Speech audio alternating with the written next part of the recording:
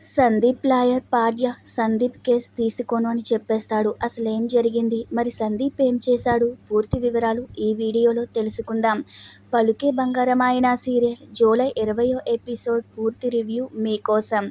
స్వర అష్టలక్ష్మితో మనం సాయంత్రం బయటికి వెళ్దామంటుంది. నా వంట తిన్నాక మీ ఆరోగ్య పరిస్థితి ఎలా ఉంటుందో తెలీదు, అప్పుడు చూద్దామని స్వర సరదాగా అంటుంది. ఇంతకీ శివ, హాసిని ఇద్దరూ ఎక్కడికి వెళ్లారని స్వర అడిగితే హాస్పిటల్లోనే ఉన్నారు, వంట పూర్తయ్యాక పిలుస్తానని జానకి అంటుంది. అలా వాళ్ళు సరదాగా మాట్లాడుకుంటూ ఉంటే అప్పుడే స్వర సత్యమ్మతో మాట్లాడుతూ నేను ఇన్ని రోజులకు ఎంత సంతోషంగా నవ్వుతున్నాను అంటుంది.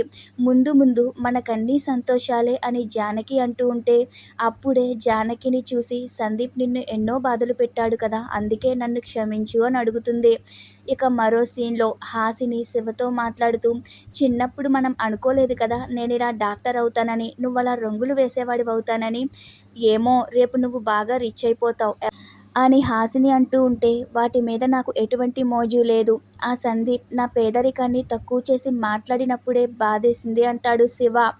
నిన్ను రాత్రికి రాత్రిని ధనవంతుణ్ణి చేసేయాలని దేవుణ్ణి వేడుకుంటుంది హాసిని. అప్పుడు నువ్వు నన్ను వదిలేయవు కదా అని హాసిని అంటే నువ్వే నా ప్రాణం, నీకన్నా విలువైంది నాకేదీ లేదు రాదు అని శివ చెప్తూ ఉంటే చేతి మీద ముద్దు పెట్టుకుంటూ ఐ లవ్ యూ చెప్తుంది హాసిని. అప్పుడే జానకి వస్తుంది, అదంతా చూస్తుంది. ఆ తర్వాత లోపలికి వచ్చి నేను ఒక మాట చెప్తాను, మళ్ళీ నా మీద కోపగించుకోవద్దు అంటుంది. నేను సందీప్ని కలవడానికి జైలుకి వెళ్ళాను అంటుంది. అక్కడికి ఎందుకు వెళ్ళావు అని శివ అడిగితే అక్కడికి వెళ్ళడం వల్ల మనకి ఒక మంచి విషయం తెలిసింది అంటుంది జానకి. అక్కడ సందీప్ ఒక లాయర్తో మాట్లాడుతున్నాడు. పాడ్య అంట లక్షలు లక్షలు ఫీజు తీసుకుంటాడంట అని జానకి అనగానే సందీప్ బయటకు వస్తే చాలా ప్రమాదం అంటుంది హాసిని. మీరు తొందరగా పెళ్లి చేసేసుకోండి అని జానకి అంటూ ఉంటే ఈ పెళ్లి సంగతి తర్వాత చూద్దాం, ముందు ఈ విషయం గంగాధర్ గారికి చెప్పాలి కదా అంటాడు శివ. నేను గంగాధర్ని కలిసే వస్తున్నాను, నేను మొత్తం అన్ని వివరంగా చెప్పాను అంటుంది జానకి. సందీప్కి బెయిల్ రాదనే అన్నారు అని జానకి అంటుంది. ఇక అప్పుడే అష్టలక్ష్మి కాలేజ్ అడ్మిషన్ గురించి కూడా హాసిని మాట్లాడుతుంది. అదంతా నువ్వు చూసుకో అంటాడు శివ. మరో సీన్లో గంగాధర్ సందీప్ని చూడ్డానికి జైలుకొస్తాడు. నాకు మళ్ళీ బెయిల్ ఇప్పించడానికి వచ్చారా గంగాధర్ సార్ అంటాడు సందీప్. ఎందుకు, నీకు అవసరం లేదు, నువ్వెవరో పాడ్య అనే లాయర్ని పెట్టుకున్నావంట కదా అని గంగాధర్ అంటాడు. తెలిసిపోయిందా, ఇంకేంటి సంగతులు అంటాడు సందీప్. అవును, లక్షల్లో ఫీజు తీసుకుంటారంట కదా అనగానే అవును, నాకు ఈరోజు రేపు ఖచ్చితంగా బెయిల్ వస్తుందని సందీప్ అంటాడు.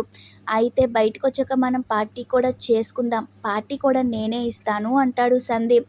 బయటికి వస్తాననే అనుకుంటున్నావా అంటాడు గంగాధర్. ఖచ్చితంగా బయటకు వస్తాను, నా వెనకాల పాడ్య ఉన్నాడు, తనే తీసుకొస్తాడని సందీప్ చెప్తూ ఉంటే అప్పుడే పాడ్యాన్ని పిలుస్తాడు గంగాధర్. మీరిక్కడికి ఎలా వచ్చారు పాడ్య సార్ అని సందీప్ అంటాడు.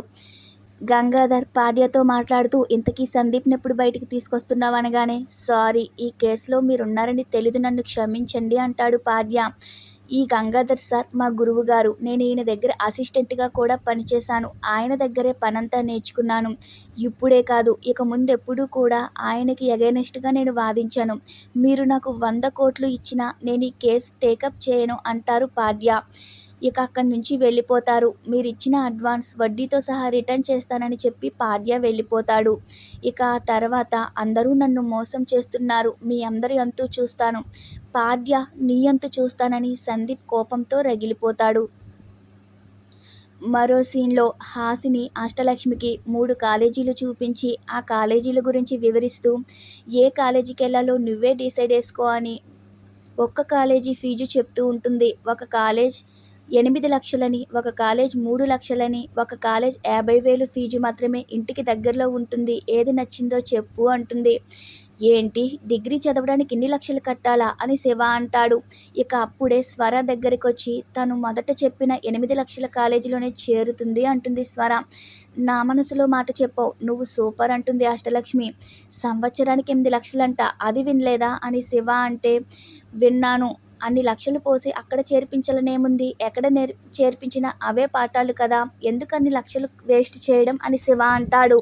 అలా కాదు, ఎడ్యుకేషన్ బాగుంటుంది, క్యాంపస్ సెలక్షన్స్ బాగుంటాయి, తొందరగా ఉద్యోగం వస్తుందని హాసిని అంటుంది. నేను చదువుకోలేదనేగా నాకు ఇవన్నీ చెప్తున్నావు అంటాడు శివ. కొన్ని కాలేజీల్లో చదివితే ఉద్యోగాలు తొందరగా వస్తాయనే చెప్పాను, అంతకన్నా ఏమీ లేదని హాసిని అంటుంది. నేను రంగులు వేయడానికి అటువంటి పెద్ద కాలేజీలకి వెళ్ళినప్పుడు అక్కడ ఏం జరుగుతుందో మొత్తం నేను గమనించాను. చెట్టు కింద చదివినా కూడా చదువుకునే వాళ్ళకి మంచి ఉద్యోగాలే వస్తాయి. వద్దు అంటాడు శివ. అంత ఫీజులు మీరు కట్టలేకపోతే నేనే కడతానని స్వర అంటుంది. ఆ కాలేజీలోనే చేర్పించు అంటుంది స్వర. థ్యాంక్స్ పెద్దమ్మ అని అష్టలక్ష్మి అంటూ ఉంటే, నువ్వు ఫీజు కట్టడం ఏంటి అంటాడు శివ. నా కూతురికి నేను ఫీజు కట్టకూడదా? అమ్మ ధనవంతురాలైతే కూతురు కాదా, కొడుకు కాదా అని స్వర అంటూ ఉంటుంది. సరే అయితే అష్టలక్ష్మి నా చెల్లెలు, నీ కూతురు కాదంటలేదు. ప్రేమని పంచుగాని డబ్బులు పంచొద్దు అంటాడు శివ.